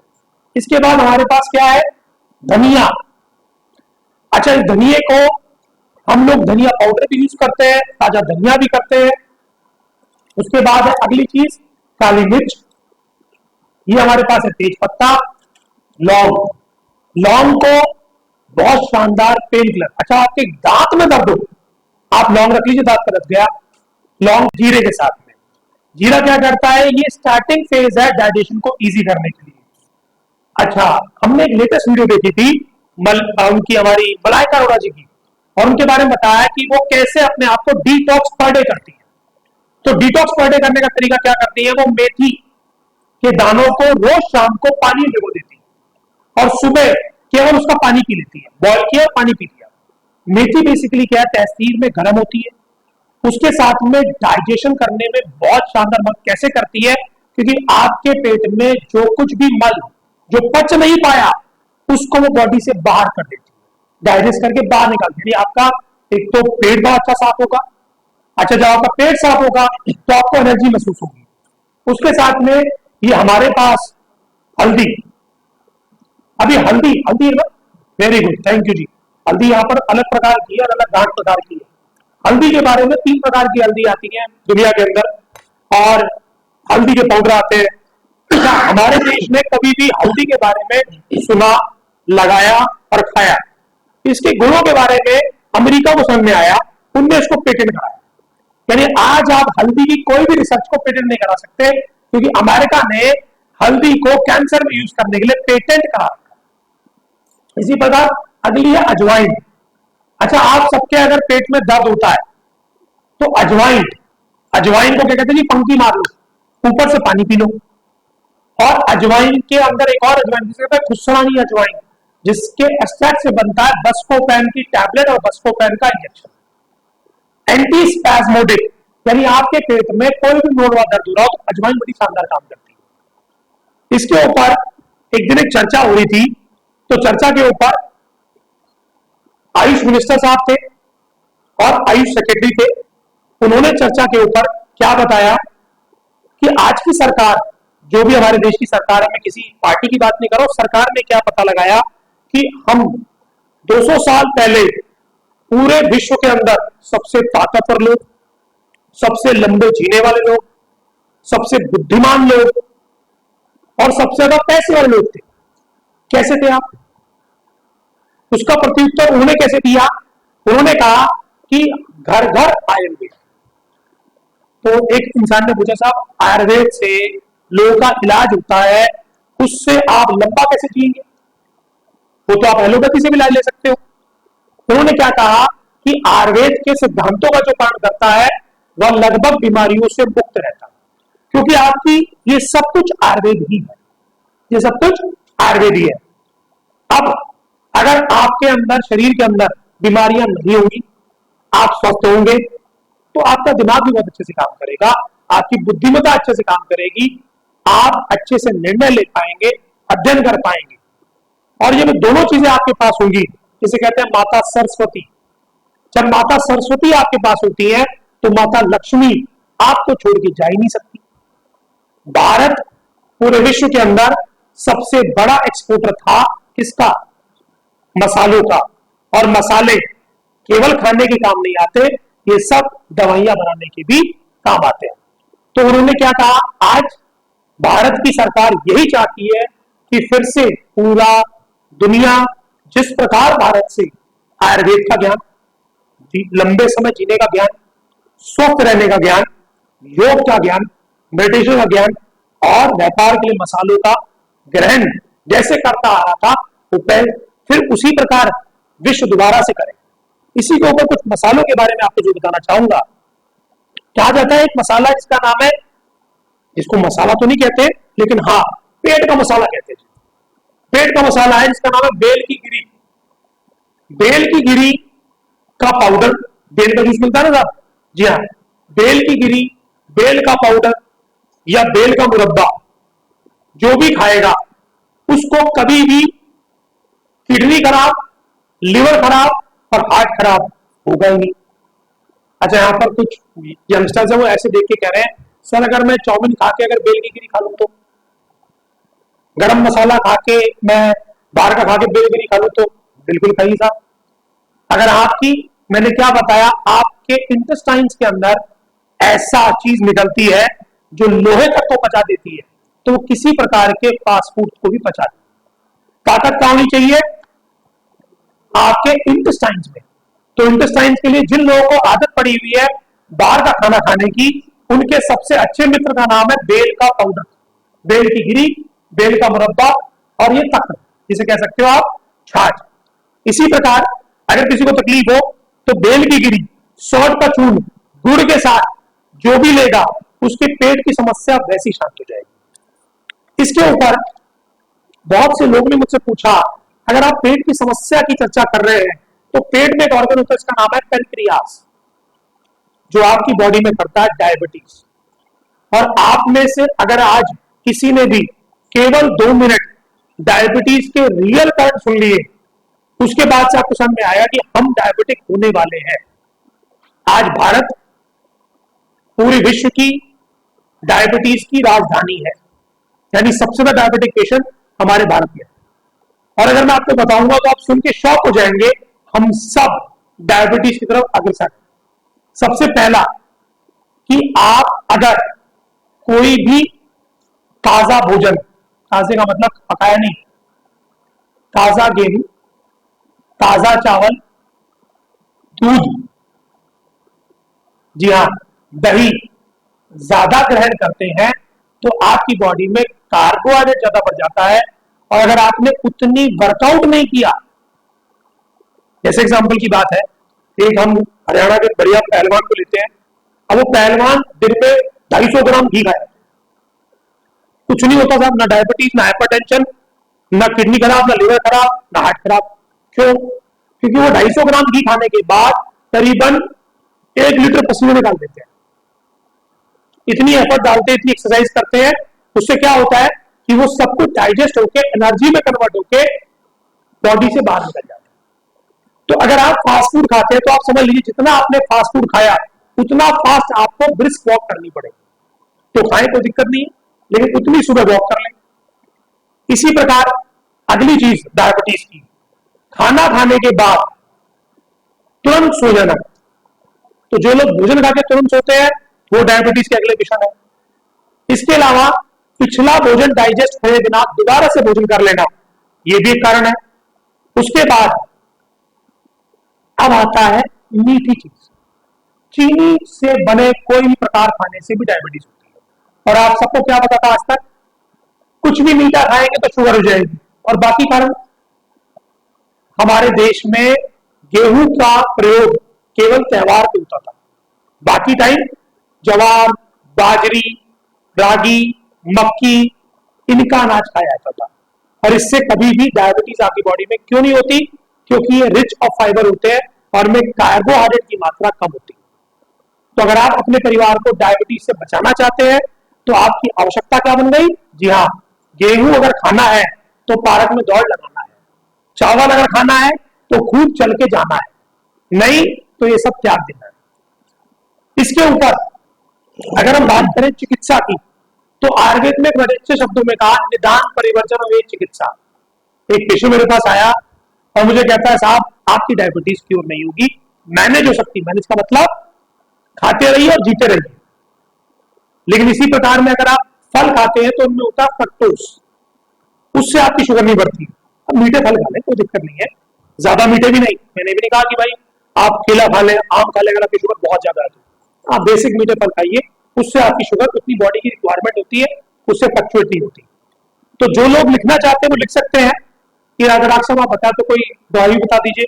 तो आचार्य प्रकाश निघंटू ने बड़े अच्छे शब्दों में क्या कहा कि हरड़, जायफल, नागरमोथा और लोद्र का चूर्ण, ये डायबिटीज का एक ट्रीटमेंट है। वच, खस, हरड़ और गुड़ीची का स्वाद, जो लोग लिखना चाहते हैं उनके लिखवा रहा हूं। हरड़, जायफल, नागरमोथा और लोद्र, इन सबको मिलाकर चूर्ण बना ले और इन चूर्ण को सुबह शाम दीजिए तो अनकंट्रोल डायबिटीज भी कंट्रोल लिमिट में आ जाएगी। इसी प्रकार ये बहुत इजी बताया मैंने आपको, कॉम्प्लिकेट नहीं बताया कि बहुत सारी कॉम्प्लिकेशन है। प्रमेय जिसे आयुर्वेद में कहते हैं, केवल आयुर्वेद में कहा गया एक ही डायबिटीज ऐसी है जो नॉन क्यूरेबल है, लेकिन साथ में बहुत मुश्किल है उसको ठीक करना, ज्यूनेबल डायबिटीज। और जूनियर डायबिटीज किसे कहते हैं, जो 12 साल की एज में हो जाती है। रेस्ट जो भी 20 साल के बाद, 22 साल के बाद अगर डायबिटीज हुई है वो क्यूरेबल है। मैनेजेबल नहीं कहा मैंने कहा क्यूरेबल। अभी हमारे साथ एक और एक्सपर्ट अवेलेबल है और उनसे अभी हम जानेंगे कि हमारे शरीर में ये जो आज की जनरेशन में कहते हैं साहब स्ट्रेस हो गया, माइग्रेन हो गया, हेडेक हो गया, लकवा मार गया, ये क्यों होता है और उसकी क्या चिकित्सा है। तो बुलाएंगे हम डॉक्टर गौरव से। डॉक्टर गौरव, नमस्कार, मैं डॉक्टर गौरव चौधरी। आज हम जानेंगे, जैसे अब डिस्कस कर रहे हैं कि लाइफ स्टाइल में जो भी डिजीजेज होती हैं उनके बारे में जो भी डिस्कशन चल रहा है, तो मैं उसमें ऐड ऑन करना चाहूँगा कि मेनली अभी जो सामने आ रही है डिजीज, उनमें हम ऐड ऑन कर सकते हैं माइग्रेन। ठीक है, माइग्रेन एक ऐसी डिजीज है जो लगभग 80% लोगों में होती है। ठीक है, माइग्रेन को आयुर्वेद में अर्धाव वेदक कहा गया है। ठीक है, जैसे कि अभी जो एलोपैथिक मेडिसिन या फिर जो ट्रीटमेंट होता है उसमें माइग्रेन को इंजेक्शन वगैरह, बोटुलिन के इंजेक्शन या फिर मेडिसिन कंटिन्यू रखने पड़ते हैं। और उसके साइन एंड सिम्टम भी ऐसे ही होते हैं जो आचार्य भावप्रकाश ने बहुत पहले ही बता दिए थे। जैसे अभी के जो हम बात करते हैं चिकित्सा पद्धति की, उसमें बताया जाता है कि माइग्रेन 2 टाइप से होता है, जिसमें ओरा प्रेजेंट होता है या फिर एब्सेंट होता है। ठीक है, ओरा का क्या मतलब है, अगर किसी के माइग्रेन हो रहा है तो उसमें उसको लगेगा, जिस दिन उसको माइग्रेन के एपिसोड्स आएंगे उस दिन, उससे पहले कुछ समय पहले 20 से 25 मिनट का उसको ऐसे लगेगा कि उसके आंखों के सामने बिजली जैसा दिखाई देना या फिर फ्लैशिंग लाइट्स दिखाई देना, तो इसको बोलते हैं ओरा। ठीक है, ओरा के साथ में माइग्रेन होना। ठीक है, तो इसके लिए आचार्य भावप्रकाश ने बताया कि अस्नि निभाम, जैसे आग के समान चिन्ह दिखाई देना आंखों के सामने, तो ये बहुत पहले की रिसर्च हो चुकी है। तो इसलिए हमें आयुर्वेद को फॉलो करना चाहिए कि जो बहुत पहले से इतनी एडवांस चिकित्सा पद्धति है उसको हम फॉलो करके माइग्रेन जैसी डिजीजेज होती हैं उनको भी कंट्रोल कर सकते हैं। ठीक है, उसमें हम जैसे कंटिन्यू योगा करना या फिर घर पे कुछ ऐसी चिकित्सा पद्धति बताई गई है जो हम घर पे भी कर सकते हैं। जैसे नस्य कर्म बताया गया है, पंचकर्मा है। पंचकर्मा के नाम से आप जानते हैं कि आयुर्वेद को जोड़ा जा रहा है। तो पंचकर्मा में एक थेरेपी होती है नस्य कर्म, जैसे जिसे बोला जाता है नासा ही शीर्षो द्वारम। अपना जो सिर होता है उसका द्वार होता है नाक, तो उस नाक के द्वारा हम कोई दवाई देते हैं या फिर कुछ लिक्विड या फिर ऐसे जो तेल या फिर औषधियों का चूर्ण डाला जाता है, तो वो डायरेक्ट क्या करता है, सिर पे काम करता है। ठीक है, सिर से रिलेटेड जितने भी डिजीजेज होते हैं जैसे माइग्रेन है या फिर उसके अलावा उसके अलग अलग जैसे क्लस्टर हेडेक होता है, अलग अलग जितने भी टाइप्स होते हैं उनमें अलग अलग घरेलू नुस्खों के हिसाब से हम उनको फॉलो करके माइग्रेन को कंट्रोल कर सकते हैं। ठीक है, उसके अलावा योगा है, जैसे प्राणायाम जिसमें अनुलोम विलोम, कपालभाति, भस्त्रिका, शीतकारी ऐसे योगा कर सकते हैं। एक अच्छा ट्रीटमेंट बताया आचार्य भावप्रकाश ने कि जो दूध होता है उसमें चीनी मिलाकर और उसका नस्य उसको नाक के द्वारा डालना, जिससे वो गले में नीचे अपन पेट में ले जा सकते हैं। ठीक है, तो उससे क्या होगा कि जो अपना जैसे मैंने बताया कि नासा ही शीर्षो द्वारा, अपने सिर का द्वार नाक होता है, वो नाक से डायरेक्ट उसका अंश जाके सिर की जो जितने भी डिजीजेज हैं जैसे माइग्रेन है या फिर जो हेडेक्स वगैरह होते हैं वो डायरेक्ट उस पर काम करता है और उसको ठीक करता है। ठीक है, उसके अलावा आयुर्वेद में अनेक प्रकार की चिकित्सा बताई गई है, जिसमें पंचकर्मा में शिरोबस्ती है, शिरोधारा है। शिरोधारा का नाम आपने सुना होगा। तो वो आप अगर घर पे नहीं करते हैं तो आयुर्वेदिक हॉस्पिटल जहाँ पे ये चीजें अवेलेबल है पंचकर्मा, जिससे कि पूरी बॉडी का डिटॉक्सिफिकेशन होता है, वहाँ पे जाके आप ये पूरी तरह से जो आयुर्वेदा की ट्रीटमेंट है उसको फॉलो करके कंटिन्यू कर सकते हैं। इसके बाद में डॉक्टर विकास जाएंगे। अब अगला प्रश्न आता है कि डॉक्टर साहब आपने काफी सारी चीजें हमें बताई। अब एक निचला हिस्सा जिसे हम कहते हैं निचले हिस्से के अंदर आता है, आज की डेट में बहुत सारी फीमेल्स को पीरियड संबंधी समस्या आती है और वहीं पे ब्लैडर संबंधी समस्या आती है। देखिए, मैं गायनी की बात नहीं कर रहा हूं, लेकिन आपको समझना पड़ेगा कि जो पीसीओडीज अगर आज हो रहे हैं तो उसका भी कारण आपके कफ का प्रकोप होकर आपके बॉडी में यानी कि यूट्रस के पास आके जमा हो जाना और वो गांठ रूपी पैदा करना। फिर उसका प्रत्युत्तर क्या हुआ, वही डाइजेशन। अगर आपका डाइजेस्टिव सिस्टम अच्छे से काम कर रहा है तो आपकी बॉडी में हर न्यूट्रिएंट बहुत अच्छे से लगेगा और आपको पूर्णतः उसका फायदा मिलेगा। चिकित्सा के ऊपर अगला जब मैंने बात कहूं तो आती है आपकी किडनी संबंधी समस्या। आज बहुत ज्यादा देखने को मिल रही है। हमारे संस्थान में पिछले 3 साल में कई हजार रोगियों का हमने किडनी संबंधी समस्या का उपचार किया। अच्छा, जिसको आप कहते हैं कि डायलिसिस कराना पड़ेगा, ट्रांसप्लांट कराना पड़ेगा, उन पेशेंट्स के अंदर भी हमने प्राइमरी केयर देकर आज बहुत सारे पेशेंट्स का ट्रांसप्लांट या डायलिसिस डिले करवा रखा है। डिले का मतलब ना तो उनका अभी तक डायलिसिस हुआ है और ना ही ट्रांसप्लांट की नौबत उनके शरीर पे आई। उसके लिए एक रिसर्च जो ऑलरेडी CCRS अप्रूव एक रिसर्च है, जिसमें हम कहते हैं पुनर्नवादी क्वाद बस्ती और CKD किट, जिसके अंदर हमने दवाइयां रिसर्च पर्पज से रेडी करी, जिसमें कुछ टैबलेट है, सिरप है। अगर उनको निरंतर रूप से ग्रहण किया जाए तो आपके शरीर से पेशाब अच्छे से निकल जाता है। अब कई लोगों ने मुझसे पूछा कि डॉक्टर साहब, एक बात मुझे अभी तक समझ में नहीं आई है कि आप बार बार किडनी के पेशेंट में डाइट को रिस्ट्रिक्ट करते हैं, उसका किडनी से क्या लेन देन है, वो तो पेशाब बना रही है साहब। तो मैंने कहा कि साहब, आपके शरीर में कुछ भी खाने का पचन होता है, उसको कौन करता है? सर वो तो लिवर। इनका बिल्कुल सही। यानी जब प्रोटीन का टुकड़ा टूटता है तो 80% से यूरिया और 20% के एक टुकड़े से बनता क्रेटिनिन, जो किडनी में कभी नहीं टूटता वो लिवर के अंदर ही है। अब वो क्यों? क्योंकि सारा सिंथेसिस, किसी भी चीज का डाइजेशन करना, उसको बॉडी में एब्जॉर्ब कराना, इसके लिए आवश्यकता होती है लिवर की। जैसे एग्जांपल, मेरे पास गेहूं है, मैं चक्की पे ले गया पिसवाने के लिए, लेकिन चक्की के जो दांते थे वो थे कमजोर, उसने मोटा पीस दिया। छन्नी में जब छान लगा तो सारा का सारा छन्नी में पिस गया। तो किडनी क्या की? छन्नी। किसके कहां से मोटा आया? लिवर से। चक्की के, जिसे आप कहते हो लिवर से, मैं कह रहा हूं, यानी कि उसके जो पार्ट थे वो मोटा पीस के लाए। तो आपके लिवर का काम है पतला या मोटा कन्वर्ट करना। तो लिवर की एक्टिविटी बहुत इंपॉर्टेंट है।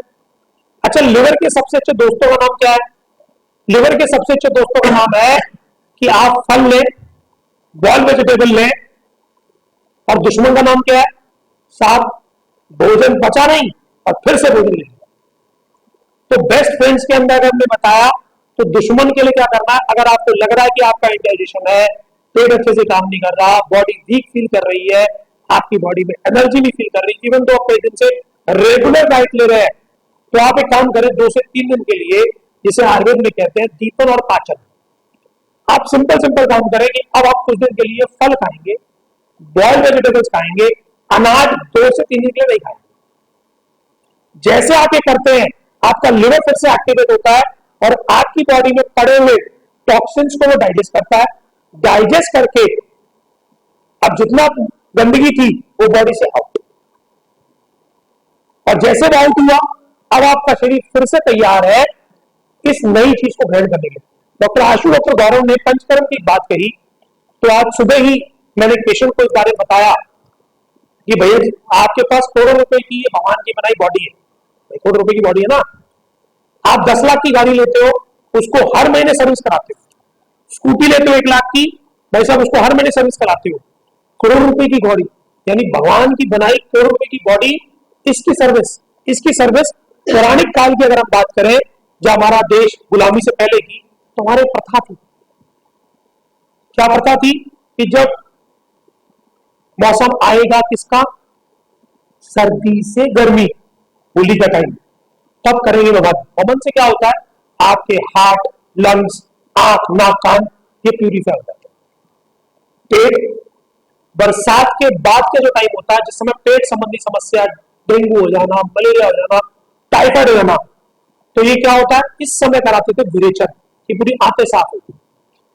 और अगर आप चाहते हैं कि आप बुढ़ापे से बचें, तो उसके लिए जरूरत है कि आपको बस्ती लें। अब बस्ती क्या करती है? ये एंटी एजिंग प्रोसेस है। एंटी एजिंग प्रोसेस कैसे है? क्योंकि ये आपकी बॉडी को नरिशमेंट देती है, सारी गंदगी को बॉडी से बाहर करती है, तो आपकी एज वैसे भी प्रोलॉन्ग नहीं होगी, आप एंटी एजिंग प्रोसेस में लगे जाएंगे। और जैसे डॉक्टर अभी गौरव ने बताया, नस्यम, जो लोग निरंतर प्रतिवर्ष नस्यम, जी हाँ बिल्कुल, जैसे चर्चा चल रही थी नस्यम की, उस नस्यम में इंपॉर्टेंट चीज क्या है? जैसे डॉक्टर साहब ने बताया कि आप दूध का नस्यम ले सकते हैं। इसी प्रकार जिन लोगों को बल चाहिए, ताकत चाहिए, ब्रेन ताकतवर चाहिए, आप एक काम करें, केवल 100 रुपए की बादाम रोगन का तेल है, 2 बूंद स्नाक में सुबह शाम लगातार 30 दिन डाल के देख लीजिए, आपकी मेंटल कैपेसिटी गारंटी से बढ़ जाएगी, आपके चेहरे पर ग्लो आ जाएगा। और अगर ऐसा भारत ने करना शुरू कर दिया, तो इसका एक नुकसान मेरी उन बहनों को जरूर होगा जो ब्यूटी पार्लर चला रही है, क्योंकि फेस पे ऑटोमेटिक ग्लो है, तो वो फेशियल कराने में नहीं जाएगा। तो जिन लोगों को चाहिए कि फेस पे ग्लो चाहिए, आपके सेंस ऑर्गन्स एक्टिवेट रहे, आप सुन सके, देख सके, सुन सके, तो ये निरंतर नस्य आपको फायदा करता है।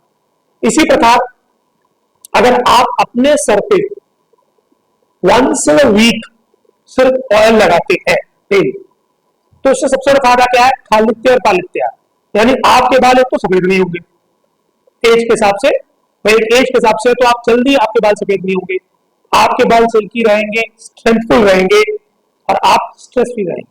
अच्छा, घर में कभी स्ट्रेस को क्या करते हैं? तेल लगा के चंपी कराते हैं। वो चंपी अगर आप हफ्ते में 1 दिन करते हैं, तो आपका ब्रेन काम रहेगा, स्ट्रेस कम रहेगा, बॉडी एक्टिवेट रहेगी।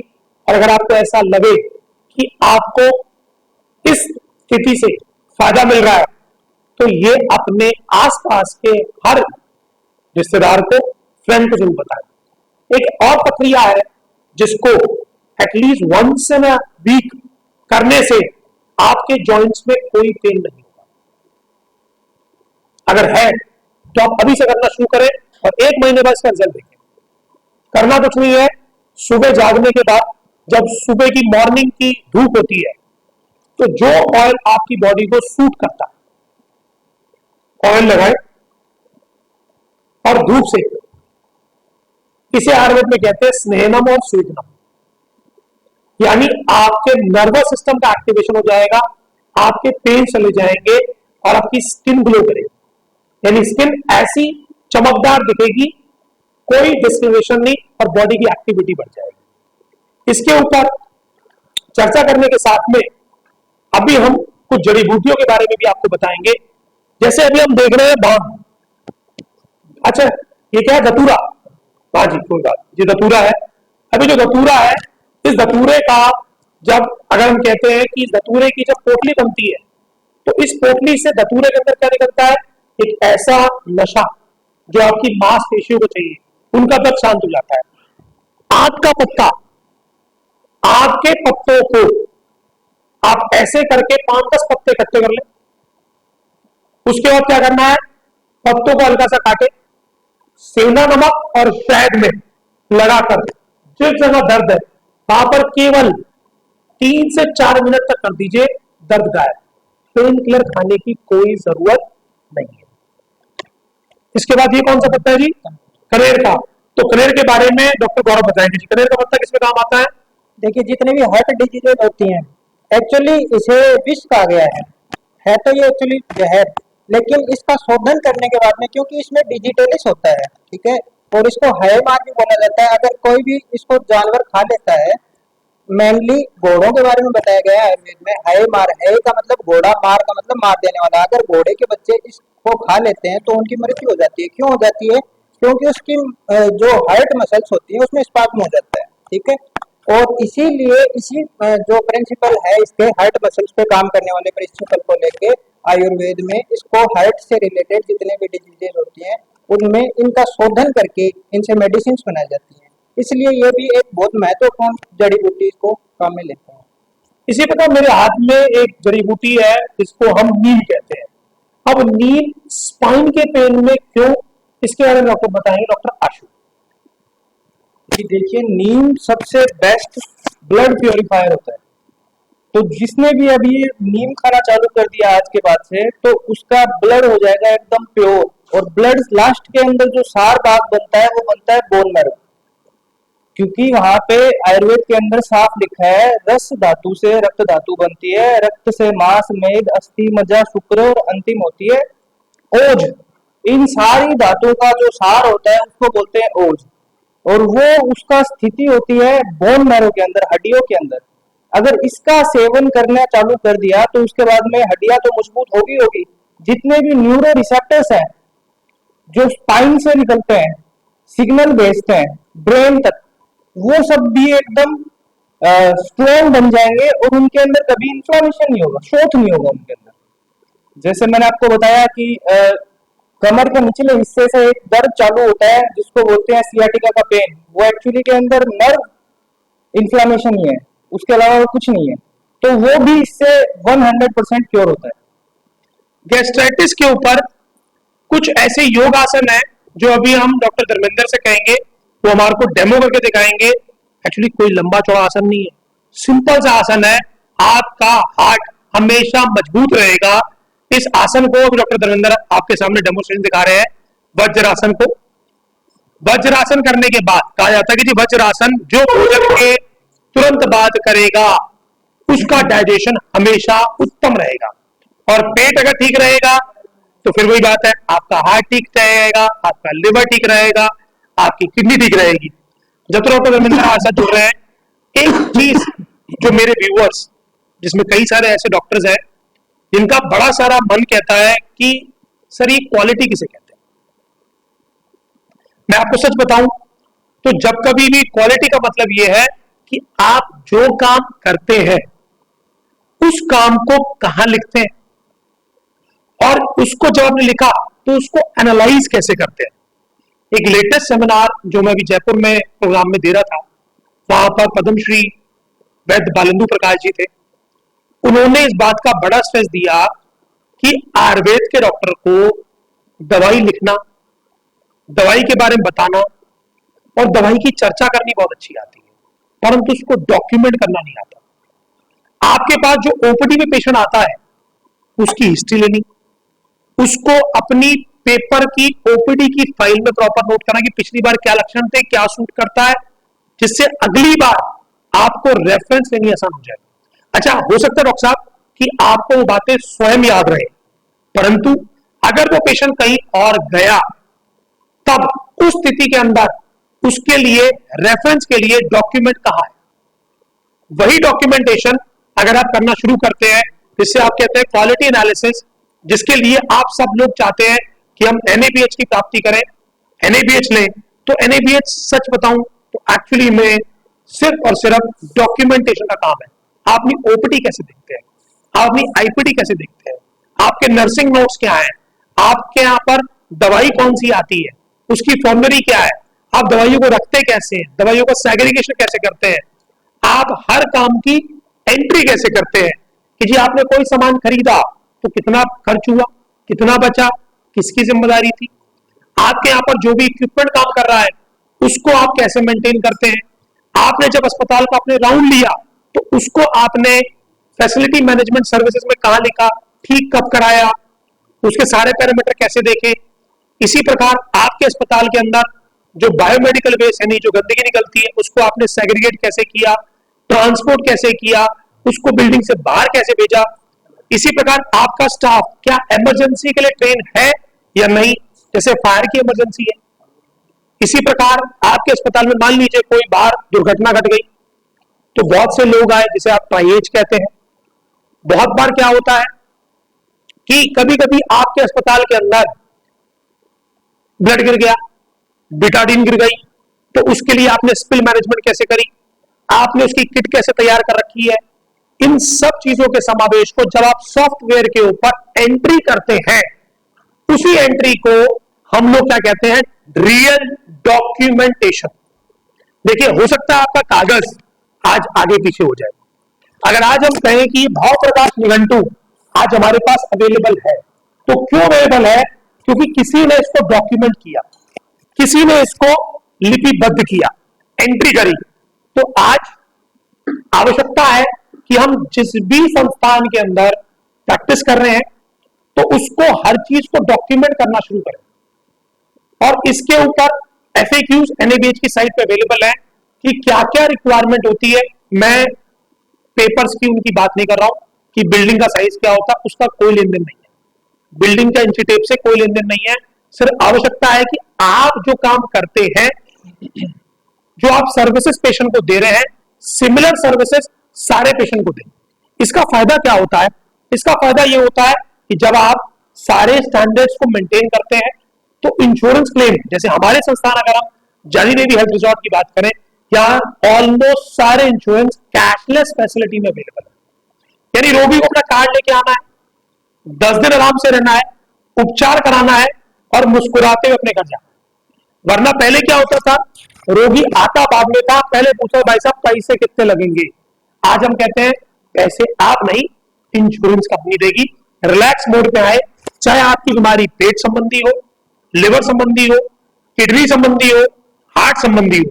हार्ट की अगर हम बात करें तो ये जयपुर की एक रिपोर्ट है जिसके अंदर 40 दिन की लेखन बस्ती और प्रभाकर वटी से रोगी को बाईपास कराने की जरूरत नहीं पड़ी, रोगी को स्टेंट बनवाने की जरूरत नहीं पड़ी। ऐसा एनवायरमेंट हो जहां पर फ्रेश ऑक्सीजन आती हो और यहां पर 40 दिन की अगर पंचकर्म की चिकित्सा दी जाए और वो भी इंश्योरेंस कार्ड पर, तो आप बाईपास स्टेंट से बच गए और 10 साल तक आपका हृदय एकदम जवान हो गया। जी हां, 10 साल के बच्चे की तरह जवान हो जाता है जैसे लेखन की प्रक्रिया आप करते हैं। फायदा क्या रहता है, बस्ती के साथ में आपके शरीर में जो भी जोड़ों के दर्द है, सर्वाइकल है, बैक एक है, माइग्रेन है, या अगर मैं बोलूं पैरालिसिस के पेशेंट की बात करूं तो लकवे की भी चिकित्सा किससे, विरेचन से, बस्ती से दी जाती है। आयुर्वेद में एक वर्णन है, कहा गया दीपनम पाचनम स्नेहनम स्वेदनम पक्षघात इति तु विरेचनम। यानी अगर आप ये पूर्ण चिकित्सा सही समय पे ले लें तो आप पक्षघात के आने वाले समय के अंदर होने वाली कॉम्प्लिकेशन से भी बच सकते हैं। जिन लोगों को देखिए लकवा अलग प्रकार का होता है, किसी में रिकवरी होती है, किसी में रिकवरी नहीं होती, लेकिन जहां हो सकती है वहां पर पक्षघात के अंदर हमारे संस्थान ने कई 100 पेशेंट्स को बिल्कुल फिट किया। कई ऐसे भी पेशेंट है जिनमें परमानेंट डैमेज हो चुका है, जहां रिकवरी किसी के लिए पॉसिबल नहीं है। तो अभी हम डॉक्टर धर्मेंद्र को देखेंगे, कुछ आसन डॉक्टर धर्मेंद्र आपको दिखाने जा रहे हैं अब हमारे व्यूअर्स के लिए। सबसे पहले डॉक्टर धर्मेंद्र आपको दिखाएंगे वज्रासन और उसके बाद दिखाएंगे पवन मुक्तानासन। वज्रासन देखिए, भोजन करने के उपरांत इस प्रकार आप बैठते हैं तो किसी भी प्रकार का इनडाइजेशन आपका ठीक हो जाता है, हृदय के ऊपर से लोड कम होता है और आपका शरीर हल्का होता है। हम देखें पवन मुक्तानासन, जो दोनों हाथों को पेट में रख के, दोनों हाथों को पेट में रख लीजिए धर्मेंद्र जी, और अब आप पेट के बल झुक जाइए। यह है पवन मुक्तानासन। इससे फायदा क्या होता है, पेट में जितनी भी गैस जमा है वह शरीर से निकल जाएगी जी। इसी प्रकार आपको धर्मेंद्र जी एक बार लेट के बता दीजिए कि आप पेट से गैस को कैसे कम कर सकते हैं। एक तो सबसे पहले हम दिखाएंगे नौक आसन। जिन लोगों की आंतें खराब है, पेट खराब है, उसके लिए सबसे उत्तम आसन है सुबह, रोज सुबह 5 से 10 मिनट कर लीजिए, आपका पेट एकदम पत्थर हो जाएगा। पत्थर का मतलब इसका कुछ नहीं बिगड़ेगा, कुछ भी खाइए। आज जो लोग फास्ट फूड खाते हैं उनके लिए बहुत अच्छा है ये। नेक्स्ट, इसके बाद एक पैर छाती में मिलाएंगे। जी हाँ, ये कौन सा आसन है, कोई बता सकता कौन सा आसन है हमारे व्यूअर्स में? बताइए कि कौन सा आसन है ये जी, कौन सा आसन है ये, कौन सा आसन है बताएं? पवन मुक्तासन जी, पवन मुक्तासन आसन का एक पैर ये और दूसरा पैर फिर से, ये पवन मुक्तान आसन का ही हिस्सा है जी। इसके बाद दोनों पैर पेट पे मिला लेंगे, दोनों पैर उठाइए। अब जितनी भी पवन है वो सारी पवन निकल जाएगी, पवन मुक्तान आसन। धन्यवाद धर्मेंद्र जी आपका हृदय से। इसके ऊपर अगर अब हमारे पास जो समय है वो है क्वेश्चन आंसर सेशन।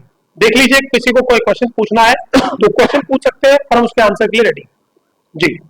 हमारे सामने बैठे जी संध्या जी पूछना चाहती हूँ क्वेश्चन। सर मेरा आपसे एक क्वेश्चन है, हम एनएबीएच अगर अपने हॉस्पिटल में करवाते हैं उससे हम क्या क्या बेनिफिट्स ले सकते हैं, क्योंकि मेरे पास भी हॉस्पिटल है तो मैं क्या बेनिफिट ले सकती हूँ उससे? देखिए, सबसे पहला बेनिफिट है कि आपका रोगी मानसिक रोगी नहीं बनेगा। आपका रोगी मानसिक मतलब शरीर से मात आई, मानसिक रोगी नहीं बनेगा। जो अभी मैंने बताया, एनएबीएच लेने के बाद सारे इंश्योरेंस क्लेम कैशलेस हो जाते हैं, तो उसके मन में खर्चे की चिंता खत्म। यानी आज एलोपैथिक में पेशेंट क्यों जाता है, वो कार्ड दिखाता है, अपना इलाज कराता है और उसको सारा पैसा कौन देती है? सीएचएस, सीएपीएफ, एनडीएमसी और इंश्योरेंस कंपनी देती है। वही सुविधा अब आयुर्वेद में भी है। राजस्थान गवर्नमेंट के कर्मचारी हमारे संस्थान में राजस्थान गवर्नमेंट हेल्थ स्कीम भी है। रोगी आए, डॉक्टर को दिखाएं, दवाई ले जाएं, पेमेंट देगी सरकार। ये सुविधा का फायदा क्या है? अब उनको दवाइयों की भी चिंता करने की जरूरत है। यानी दवाइयां भी राजस्थान गवर्नमेंट हेल्थ स्कीम के अंदर मुफ्त दी जा रही है, जो भी राजस्थान गवर्नमेंट हेल्थ कार्ड होता है। और एनएबीएच का जो अगला आपका जो क्वेश्चन था, सबसे इम्पोर्टेंट चीज है सिस्टम का आ जाना, स्टाफ का ट्रेन हो जाना, हर चीज इक्विप्ड हो जाना। यानी अब आपका जो अस्पताल है वो एक सेफ एंड सिक्योर एनवायरनमेंट में कन्वर्ट हो गया, जहां रोगी अपने आप को सेटिस्फाइड महसूस करता है। क्योंकि एनएबीएच एक्रेडिटेशन का मतलब इसके सारे मापदंड, इसके सारे कागज वेरीफाइड है, यहाँ सब कुछ एक तरीके से सिस्टमाइज पैटर्न में है और यहाँ का सारा स्टाफ ट्रेन है। ये फायदा होता है एनएबीएच कराने का। जी सर, थैंक यू। हाँ जी, क्वेश्चन है जी। मेरे दादाजी की कमर में ना दर्द है, तो उसके लिए क्या ट्रीटमेंट कर सकते हैं? देखिए, आपकी दादाजी की कमर में अगर दर्द है और वो बहुत लंबे समय से अगर चला आ रहा है निरंतर रूप से, तो आयुर्वेद में कहा जाता है 2 प्रकार से कमर का दर्द रहता है। एक वायु का प्रकोप और एक है वायु और कफ का प्रकोप। तो मैं आज नुस्खा आपको लिखवा देता हूँ, तो आज से अभी इसी वक्त से आपने दादाजी को देना शुरू कीजिए और उनके कमर का दर्द बिना किसी गोली के, बिना किसी टैबलेट के ठीक होना शुरू हो जाएगा। तो आप लिख सकते हैं इस नुस्खे को। आचार्य चरक ने नुस्खे के बारे में बताया, नींबू का रस ले, नींबू का रस अदरक का रस, सेंधा नमक, थोड़ा सा देसी घी और शहद, दोनों की मात्रा सेम है, थोड़ा शहद हल्की सी मात्रा ज्यादा होगी और थोड़ा सा देसी घी। इसको अगर आपके दादाजी सुबह प्रतिदिन आने वाले 1 महीने ले ले तो ऐसा कोई कमर का दर्द नहीं है जो गायब ना हो जाए। और जो लोग गौमूत्र पी सकते हैं उनके लिए 7 दिन का भी इलाज है। 2 ढक्कन गौमूत्र और उसके अंदर कैस्टर ऑयल 1 चम्मच अगर आप मिला के पी ले तो 7 दिन में भी आपकी कमर के दर्द निकल जाएगा। क्यों? तो जमा हुई वायु, डॉक्टर आशु ने जो बताया, जमा हुई वायु शरीर से निकल जाएगी। साथ में आपके दादाजी क्या करें, शरीर पे तेल लगाकर धूप का सेवन कर ले, मांसपेशी खुल जाएंगी, दर्द मिल जाएगा। सर मेरा आपसे ये सवाल है कि एक बॉडी में शुगर लेवल लो भी हो सकता है, हाई भी हो सकता है, और बॉडी में शुगर लेवल मेंटेन भी होना जरूरी है। मेरा ये सवाल है कि ऑलमोस्ट खाने के बाद या खाने से पहले जितनी बार मैंने शुगर लेवल चेक किया वो हमेशा लो ही रहता है, तो हम और मुझे मीठा खाना पसंद भी नहीं है, तो मैं इसे कैसे मेंटेन कर सकती हूँ? देखिए, अगर आपको समझिए कि शुगर लेवल लो और हाई को आयुर्वेद के दृष्टिकोण से 2 मिनट समझिएगा। सबसे पहले मॉडर्न मेडिकल साइंस में भी क्या कहा गया कि आपका अगर अनयूजुअल वेट लॉस हो रहा हो, एक्सेसिव थर्स्ट हो रही हो, यानी बार बार प्यास लगती हो और बार बार मूत्र आता हो, तो आप डायबिटिक हैं। ये हो गया पहला स्टेप, यानी शुगर बढ़ने का, वरना आप डायबिटिक नहीं। खाली इस रिपोर्ट से देखने से आप अपने आप को डायबिटीज कंसिडर ना करें, ये लक्षण भी आपके साथ होने चाहिए। ठीक है साहब। दूसरा, आपने कहा कि मेरे को अगर लो है तो आपकी बॉडी लो फील करेगी, आपकी बॉडी के अंदर एनर्जी फील नहीं, भोजन खाने के बाद क्या होती है, एक संतुष्टि आती है, रिलैक्सेशन आता है, बट आप क्या डाउन फील कर रहे हैं, आपकी बॉडी डाउन फील कर रही है, एनर्जी लेवल नहीं आ रहा है, आपको काम करने की इच्छा नहीं कर रही, इसका मतलब आपका शुगर लेवल घट रहा है। अब इस स्थिति में इसका मतलब आपका मेटाबॉलिज्म ढंग से काम नहीं कर रहा है। यानी ऐसा समझिए कि सर रिपोर्ट में प्लस माइनस आ रहा है वो ठीक है, बट इसका इलाज क्या है, मेटाबॉलिज्म। शुगर होना, घटना या बढ़ना, आपकी बॉडी में फैटी एसिड स्टोर है ऑलरेडी, चीनी खाने की इच्छा से मतलब ही नहीं है। आपकी बॉडी में गेहूं अगर गया तो कार्बोहाइड्रेट है, चावल गया तो कार्बोहाइड्रेट है, आपकी बॉडी स्टोर करके नहीं रख पा रही अगर उसमें खर्च नहीं किया तो इन दैट केस आपका मेटाबॉलिज्म स्टक है। जो कुछ मैं खाता हूँ, एग्जाम्पल मैंने अभी खाया, तो ये अभी मेरे प्रयोग में नहीं आएगा। बॉडी कुछ चीजें स्टोर करके रखती है कि जब मेरे को भोजन नहीं होगा तो इन इमरजेंसी काम आएगा। मनुष्य अगर 7 दिन तक कुछ ना खाए, कुछ ना पिए, तो उसकी बॉडी में कुछ नहीं बिगड़ता। 7 दिन बाद इलेक्ट्रोलाइट इम्बैलेंस आ जाएगा, 7 दिन तक कुछ नहीं होगा। इसका मतलब 7 दिन तक आपकी बॉडी में इतना शुगर स्टोर है, तो आपका मेटाबॉलिज्म गड़बड़ है। उसको ठीक करने की प्रक्रिया सिर्फ और सिर्फ क्या है, समय से भोजन। और सबसे पहले कहते हैं गाड़ी की अच्छी, अगर गाड़ी को बड़ा अच्छा रिस्पॉन्स चाहिए तो पहले काम करें, उसकी सर्विस करा लें। तो गाड़ी की सर्विस सबसे आसान बताऊंगा, जो किसी सेंटर में नहीं जाना, आपको आज ट्रीटमेंट की शुरुआत करें तो आने वाले 3 दिन के लिए फल खाएं, सब्जी खाएं, उनके अंदर इन सब चीजों का, यानी कि धनिया, सौंफ, अदरक, जीरा, लौंग, तेज पत्ता, काली मिर्च, मेथी दाना, हल्दी, अजवाइन, इनमें से जो भी आपको बोलने में अच्छा लगे इसका प्रयोग करें। इसके प्रयोग से क्या होगा, आपका डाइजेस्टिव फायर एक्टिवेट हो जाएगा। अभी गेहूं ले, जैसे आपको लगे मेरी बॉडी एक नई लाइट फीलिंग आ रही है, बॉडी एक एनर्जेटिक लेवल आ रहा है, उस बाद आप भोजन लीजिए। यानी अब आपकी बॉडी तैयार है भोजन लेने के लिए। मतलब we should be ready to eat also. अब दांत है नहीं, आप कुछ भी खाओगे तो डाइजेस्ट होगा नहीं। इसी प्रकार जो हमारे पेट के दांत हैं वो काम नहीं कर रहे, आप कुछ भी खा रहे हो वो डाइजेशन नहीं होगा, इसलिए आपकी बॉडी का शुगर लेवल फ्लक्चुएट करता है।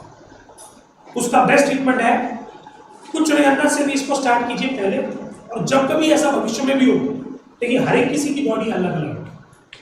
आपको समझ लेना है कि अगर आज आपकी रिपोर्ट प्लस माइनस आती है तो सबसे पहले इस प्रक्रिया कीजिए, आपकी बॉडी में सेल्फ हीलिंग कैपेसिटी है, शरीर के अंदर खुद के अंदर हर बीमारी से लड़ने की क्षमता है, बशर्ते शरीर कहीं बिजी ना हो। यानी पता चले जी वो खाने बिजी है तो लड़ेगा तो, इसलिए अपनी बॉडी को आप कैसे एक्टिवेट कर सकते हैं जी। और कोई प्रश्न? नमस्कार सर, मुझे भी एक क्वेश्चन पूछना था आपसे। जैसे मेरी माताश्री के ना दोनों घुटनों में दर्द है, तो उसके उपचार के लिए आयुर्वेद में क्या उपाय है? सबसे पहला, क्या आपका माता जी सुबह सुबह चाय पीती हैं? हाँ पीती हूँ। तो उनका ब्रह्मांड में कोई उपचार नहीं। अभी मैंने आपको बताया कि जो लोग निरंतर सुबह खाली पेट चाय पीते हैं उनको ऑस्टियोपोरोटिक चेंजेस होते हैं, उनकी हड्डियां समय से पहले बुढ़ा जाती हैं। तो सबसे पहले अपनी माता जी की आप नाश्ते की चाय बंद कराइए, उनको बोलिए आप ये जो मैंने आपको बताया ना, इनमें से कुछ भी रात को भिगो कर सुबह इसका पानी पिलाएं, डाइजेस्टिव फायर इंप्रूव होगी। क्योंकि अगर मैं कोई दवाई भी बताऊंगा वो लगेगी नहीं अगर शरीर के अंदर डाइजेस्टिव फायर होगी नहीं। चाहे मैं एलोपैथिक गोली बता दूं, चाहे आयुर्वेदिक दवाई बता दूं, चाहे होम्योपैथिक बता दूं, अरे भाई मैंने कहा ना दांत तो होने चाहिए ना। तो सबसे पहले हमने देखिए दांत पैदा किए पचाने वाले, यहां तक आ गए। इसके बाद अगला जो कदम आपको करना है अपनी माता जी के लिए, बड़ा आसान तरीका है। आप सरसों का तेल ले आइए, सेंधा नमक और लहसुन डाल के उसको गर्म करना है। गर्म होने के बाद जब लहसुन काले पड़ जाए तो लहसुन निकाल लीजिए, उस तेल को छान के वो एक रख लीजिए लोटे के अंदर। माता जी का पैर सीधा करिए, मान लीजिए एक कुर्सी पे दूसरी कुर्सी पैर रख लीजिए, नीचे रख लीजिए बाल्टी, और माता जी को बोलिए तेल करें कोसा और इसको धार बना के धो दे, जिसे आयुर्वेद में कहते हैं जानु धारा। और ऐसा निरंतर करने से मालिश वालिश नहीं करनी है, सिर्फ धारा बनानी, जहां दर्द रहता है ना वही धार बना के डाल दीजिए। और ऐसा 1 महीने। अब तेल कब बदलना है? तेल हर तीसरे चौथे दिन। मैंने आपसे क्या बोला, 140 या 200 रुपए का तेल है 1 लीटर, 200 रुपए का चार्ज बता रहा हूँ, आपका पैसा भी बचेगा, सब बचेगा।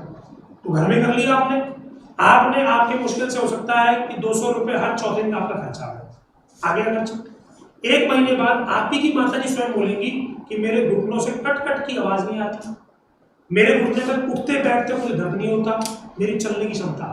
केवल इतना ही करने से ये आप करके देखें। धन्यवाद सर। जी, और कोई प्रश्न किसी के मन में हो तो पूछ सकता है जी। मेरा ये क्वेश्चन था, माइक लीजिए। सर मेरा ये क्वेश्चन था कि एनएबीएच के और क्या क्या फायदे हो सकते हैं? देखिए मैडम, एनएबीएच जो आप पूछना चाह रही है उसके देखिए फायदे की अगर हम बात करें, सबसे बड़ा फायदा क्या होता है कि हमारे अस्पताल के अंदर एक ना फील आती है कौन सा विभाग कहाँ है, किसकी क्या ड्यूटी है, किसकी क्या जिम्मेदारी और वो कहाँ लिखी है। रोगी को पता लगता है कि मैं जिस संस्थान में जा रहा हूँ उसके अंदर उसको पूछना नहीं पड़ेगा भाई डॉक्टर का बैठा है, थेरेपी रूम का है, आईसीयू रूम का है, क्या यहाँ पर सेफ्टी है कि नहीं है, मैं गिर तो नहीं जाऊंगा, स्लिपरी है कि नहीं है, उसके अलावा क्या मेरे कागज डॉक्यूमेंट सही तरीके से बनाए गए। दूसरा, आपका जितना भी अस्पताल का स्टाफ होता है उसको रोगी के स्वास्थ्य के प्रति चिकित्सा कैसे करें, इमरजेंसी मैनेज कैसे करें, और साथ में उन सब चीजों को कागज में कैसे उतारें, ये पेशेंट को एक सेल्फ एंड सिक्योर एनवायरनमेंट देता है, जिससे आपके अस्पताल में रोगी जो एक आ रहे थे एनएबीएच होते ही वो 10 में कन्वर्ट हो जाते हैं, क्योंकि पेशेंट को एक पॉजिटिव एनवायरनमेंट किस रूप में मिल रहा है कि जी हाँ सब कुछ सिस्टमाइज है। एनएबीएच आपको सिस्टम में ढाल देता है, और जो चीज सिस्टम में है वो हमेशा कस्टमर को अच्छी लगती है। Thank you sir. और कोई प्रश्न किसी के मन में हो? कोई ऑनलाइन क्वेश्चन आया किसी का?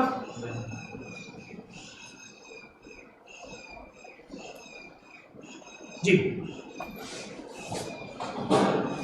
भाई दे दीजिए। सर मेरा क्वेश्चन ये है कि जो गर्ल्स को जो पीरियड्स होते हैं हर मंथ होना बहुत कंपलसरी होता है, पर मेरे साथ ऐसा होता है कि 1 मंथ हुआ, 3 मंथ हुआ कंटिन्यू, और 1 मंथ ऐसा स्किप हो जाता है। फिर इसका कोई है कोई इलाज? देखो एक मैं बात आपको बताना चाहूँगा, लड़कियाँ देखिए इसको अन्यथा ना लीजिएगा, लड़कियाँ की त्वचा पुरुष की त्वचा से ज़्यादा ग्लो क्यों करती है? स्त्रियों के रूप में और पुरुष के रूप में फर्क क्यों होता है? मान लीजिए दो एक बहन भाई है सेम एज के, but female looks more attractive as compare to male. उसका रीजन पता है क्यों है? क्योंकि हर महीने उस ऊपर वाले ने आपकी बॉडी की सफाई की प्रक्रिया पैदा कर रखी है। यानी आपके जो पीरियड्स हैं वो आपके शरीर में होने वाले ऑस्टियोपोरोटिक चेंजेस, हड्डियों का कमजोर होना, आपकी किडनी का खराब होना, लिवर का खराब होना, आपके हार्ट का खराब होना, क्योंकि अभी डॉक्टर आशु ने बताया ब्लड की प्यूरिटी, यानी अगर आपका रक्त शुद्ध है तो आपके त्वचा पे हमेशा ग्लो रहेगा, आपकी बॉडी के ऑर्गन्स अच्छे से काम करेंगे। तो जब फीमेल्स को जो ये 4 दिन का पीरियड आता है, that is a phase, this is a time जहां आपके शरीर से सारी गंदगी उन 4 दिनों में निकल जाएगी। ठीक, अब प्रश्न ये है कि क्या आपके शरीर की निरंतर गंदगी नहीं निकल पा रही है, जो स्किपिंग ऑफ पीरियड्स हो रहा है, इसका मतलब आपके शरीर के अंदर जो प्यूरिफिकेशन का सिस्टम है वो कहीं हैम्पर कर रहा है। उस स्थिति में आपको आवश्यकता है कि आप अशोकारिष्ट जैसी चीज, यानी अशोक को कहा गया स्त्री के लिए बड़ी उत्तम चीज, ऐसे सिरप जो आपके रिप्रोडक्टिव ऑर्गन्स को ताकत देते हो। अच्छा, रिप्रोडक्टिव ऑर्गन की अगर हम बात करें तो बहुत से लोग उसके बारे में चर्चा करना नहीं चाहते, जबकि एक्चुअली में सबसे पहली चर्चा बेटियों के लिए ये होनी चाहिए। आप मेरी बेटी समान है। अगर एक स्त्री को कब स्त्री कहा जाता है, प्रैक्टिकल देखा जाए तो सच यही है कि ठीक है, मैं पैदा हुई, बड़ी हो रही हूँ, और सही समय पे कई, भारत में नहीं पूरे विश्व में कई ऐसी जगह है जहां पर पीरियड्स आने को कहते हैं थैंक गॉड, भगवान का धन्यवाद। क्यों? क्योंकि आप अब इस सृष्टि को चलाने के लिए, अब नई जनरेशन का वेलकम करने के लिए आपका शरीर चालू हो चुका है। अगर मान लीजिए आप एक पुत्र हो या पुत्री हो आज के जमाने में, अगर नहीं है तो जीवन अकेला हो जाता है। रतन टाटा जी की बात करें तो रतन टाटा जी से something half of my part is not working, क्योंकि मैं घर किसके लिए जाऊं शाम को? कौन है जो मुझे आगे पापा और बोलेगा, मम्मी भी बोलेगा? No one is there. तो आपके पीरियड्स की एक्टिवेशन होना अति आवश्यक है, और अगर नहीं हो पा रहा है इसका मतलब आज आवश्यकता है कि या तो आपके डाइट में रिप्रोडक्टिव ऑर्गन के लिए जो न्यूट्रिएंट है वो नहीं जा रहा। तो हीमोग्लोबिन अगर आपका कम है तो आप एक काम करें, मुनक्का, जिसे काली किशमिश कहते हैं, पानी भिगो के 4 सुबह और 4 शाम को ले लें, और सर्दी का मौसम आ रहा, रोज एक अंजीर, सिर्फ एक। इससे क्या होगा?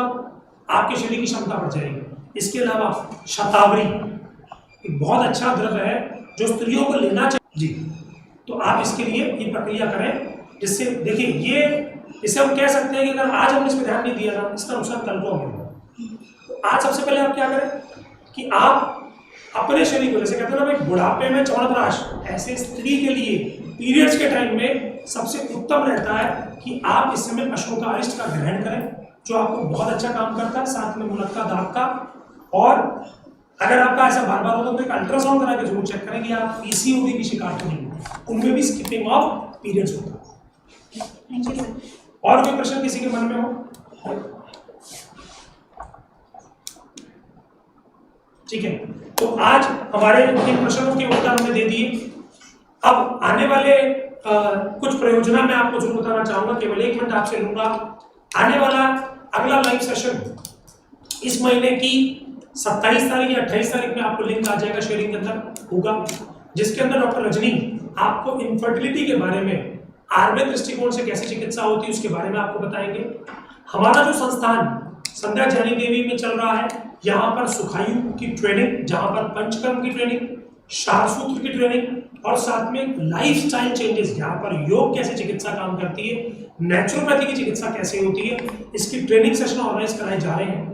और इस ट्रेनिंग सेशन के लिए नीचे दिए हुए लिंक के ऊपर आप कमेंट करके आप इस सेशन को ज्वाइन कर सकते हैं।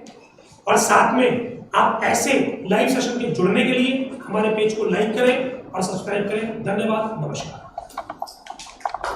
अब आप छोटी से छोटी बीमारियों का भी इलाज या थेरेपी ले सकते हैं। अगर आपके पास है TPA एवं हेल्थ इंश्योरेंस कार्ड तो आपका इलाज होगा मुफ्त। आपके पास इनमें से कोई भी कार्ड नहीं है तो आपको टेंशन लेने की जरूरत नहीं है। अगर आपने हमारे चैनल को लाइक, शेयर, सब्सक्राइब किया है तो आपको 10% से 20% की मिलेगी छूट। कीजिए और हमारे हॉस्पिटल और क्लिनिक में होने वाले कैंप और ऑफर के बारे में जानिए।